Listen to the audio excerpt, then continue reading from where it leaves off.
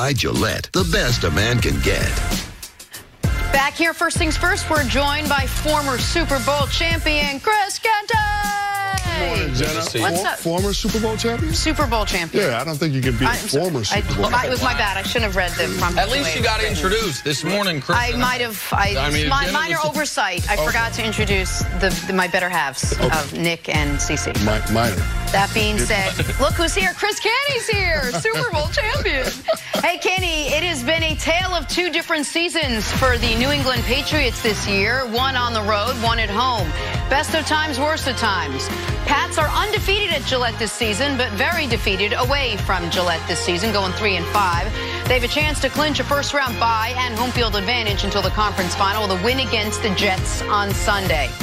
All right, Chris Kenny, how important is a first-round bye to the Patriots' Super Bowl chances? How much do they need it?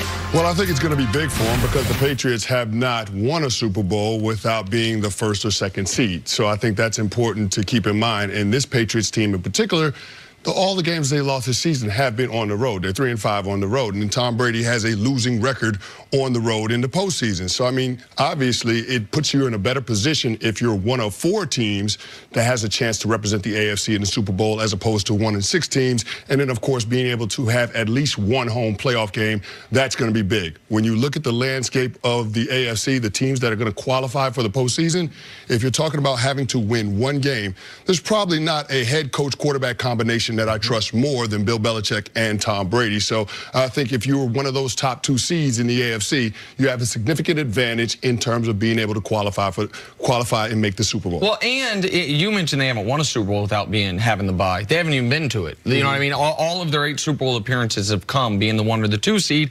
And I guarantee you in a few weeks, however the bracket falls, assuming the Pats stay the 2 and the Chiefs stay the 1, whomever the Chiefs are playing in that first playoff game, there's going to be a lot of people picking that as the upset of the divisional round. Whether it's the Chargers going playing them for a 3rd time, if the Ravens are playing them. So the Patriots are, if they are the 2 seed, are in decent position to potentially never go on the road this postseason. To have everything come through Gillette, despite having what I would consider, I think most people would consider, an underwhelming and by their standards, disappointing season. I think it's critically important. I think it's critically important they do not fall to the 3 line. They don't somehow get upset by Sam Darnold and the Jets this weekend and put themselves in a position where it's guaranteed they are on the road in the 2nd round and likely they're on the road in the conference final. I think that if the Patriots win this weekend, they become the clear-cut 2nd favorite in the AFC just behind Kansas City. If they don't win this weekend, then I would pick maybe 2 or 3 teams ahead of them in the AFC. There's no team, absent of the Saints, in the NFL, given the tremendous amount of parity we have, that does not need the bye week. Now we always measure it based on New England's success. You know the reason why? Because don't nobody else have no history.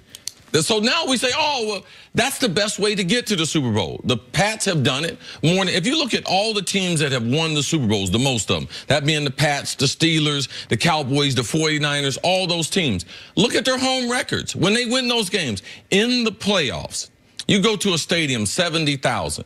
They might give you 5,000 tickets in the upper corner of the end zone. Now, you are truly in a gladiator-type Coliseum atmosphere. So you were at the NFC Championship game. You were astounded by the crowd and how involved they were. In the playoffs, the home field advantage is critical. And then now you're going to give the greatest coach ever.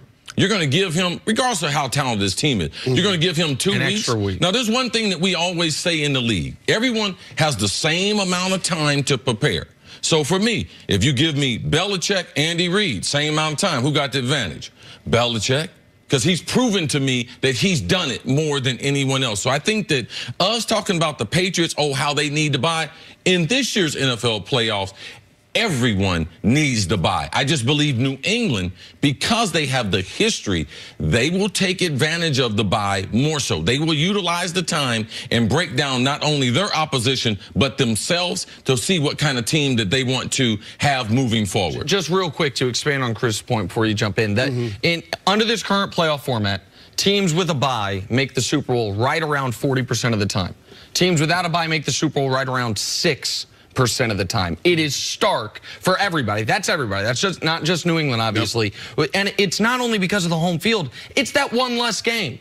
It is, if you look at each playoff game as essentially a coin flip, you go from a 1-4 chance to a 1-8 chance to a 1-4 chance. It's one less coin flip opportunity, one less week for you to get beat up, and one more week for you to get healthy. No, you're absolutely right. But in looking at this Patriots team, the last month of the season, we've said they've struggled a little bit, and they haven't looked like themselves. Sure. Even the game against Buffalo, I mean, that passing attack, I mean, it looked really, really bad. They need to get back on track. They need to try to find an identity for this team. But I think the couple of things that they have working for them is offensively, they can run the football. They racked up 270 yards rushing against a pretty good Buffalo Bills defense. Yes. And then, of course, their defense has been opportunistic with the takeaways. I think there's 6 in total takeaways with 25 on the season. So those two things do translate to success in the postseason. And I think by being able to have that running game, you're giving Tom Brady an opportunity to figure out that passing attack. And, of course, if you're at Gillette at home in the postseason, I have confidence that Tom Brady will come through for this team. Okay, so you look at the schedule and you're like, oh, Patriots-Jets, that's a Patriots win, and it's almost a given.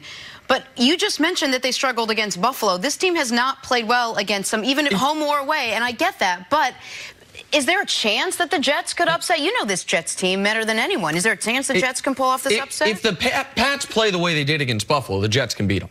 I believe. I'm not saying they will beat them, but they can. The Jets, Sam Darnold the last 3 weeks, finally, and I shouldn't say finally like it was overdue, but we are seeing Sam Darnold play his best football the last 3 weeks of the year, not surprisingly. Like, the Pats have to play better this week than they did last week in my eyes. Yeah, the last 10 quarters that Sam Darnold has played, the second half of that Buffalo Bills game, and then against the Texans and the Green Bay Packers. I mean, that game last week against the Packers, they were in control for the first 3 quarters of that game. They had a 15-point lead going into the fourth quarter, but then, of course, Aaron Rodgers did his thing. But you look at that game, you look at the Texans game, he gave his team the go-ahead score with about 5 minutes left in that game. He led engineer a drive that ended in an Eli McGuire touchdown. They've played well offensively. He's played well, and that defense has been getting after the quarterback, and we know that's the formula to beat Tom Brady and the Patriots, disrupt that passing game. Yeah, I do believe that the Jets do have a significant chance. They have the intel. Todd Bowles has put together good game plans going against this Belichick outfit, and they're not as explosive, so that you don't fear them as much. So you can blitz the quarterback and get after. One thing I think is significant for this weekend, we had 5 quarterbacks drafted in the first round. We got 3 of them playing in significant games. Lamar playing in the big game with them. If they win, they're able to get in. Baker Mayfield, he's able to upset him in that same game. And Sam Darnold, what he's able to do to be able to finish out his rookie season. All 3 of them can put an exclamation mark on a tremendous season. Sam Darnold trying to get it done against a team that he believes that he's going to dominate them when he takes over and gets this Jets franchise, get everything turned around. And the Jets have not, like, Todd Bowles probably going to lose his job this offseason, but they have not quit on him, man. Like, they've done the opposite. They played their best football late. They could have beaten the Texans 2 weeks ago. They were right there on that Saturday game if people were watching it. And you mentioned last week, they had the Packers beat, and it took a spectacular Aaron Rodgers rally late and overtime to win that game. And let's not forget, when these 2 teams played earlier in the year, granted, that was a road game for New England, that's 13-13 late in the third quarter. The Pats end up stretching it out, I think won 27-13, but they played them close late. I'm not saying Jets are going to win, but Pats are going to have to play better than they have this last month of football. Chris Canty, we'll see you a little bit later on the show. Got to take a break. Coming up, is James Harden his own biggest supporter for MVP?